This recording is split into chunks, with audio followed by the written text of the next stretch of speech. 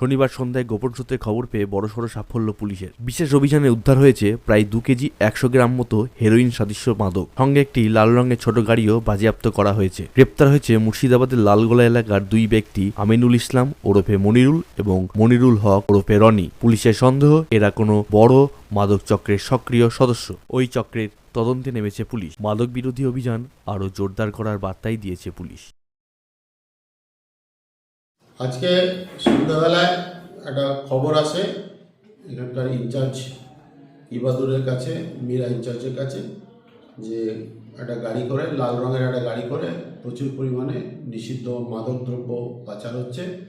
সেই মতন আমরা বিভিন্ন জায়গায় নাকা বসানো হয়, তারপর একটা লাল গাড়িকে চেস করা হয়। সেখান থেকে 2 কেজি কিছু বেশি হেরোইন উদ্ধার করা হয়েছে। প্রকাশ থাকে যে গত ইংরেজি 14/6 থেকে আজ পর্যন্ত প্রায় 6খানা আমরা এরকম বড় বড় অ্যামাউন্টের নিষিদ্ধ মাদকদ্রব্য ধরেছি। তার মধ্যে গাঁজা, হেরোইন প্রভৃতি সবই আমরা উদ্ধার করেছি।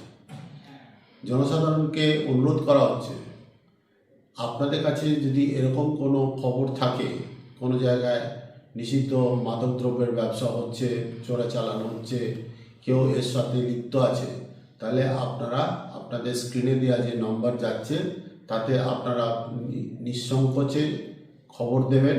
আপনাদের পরিচয় সম্পূর্ণ গোপন থাকবে। মনে রাখবেন, কৃষ্ণনগর পুলিশ জেলা সম্পূর্ণভাবে মাদক বিরোধী জেলা হিসাবে চিহ্নিত করার জন্য তার প্রচার চালিয়ে যাচ্ছে, তার প্রচেষ্টা চালিয়ে যাচ্ছে। সদা সর্বদা আপনাদের সাথে, আপনাদের পাশে রয়েছে। আশা করি আপনারা আমাদেরকে এই কাজে সহযোগিতা করবেন।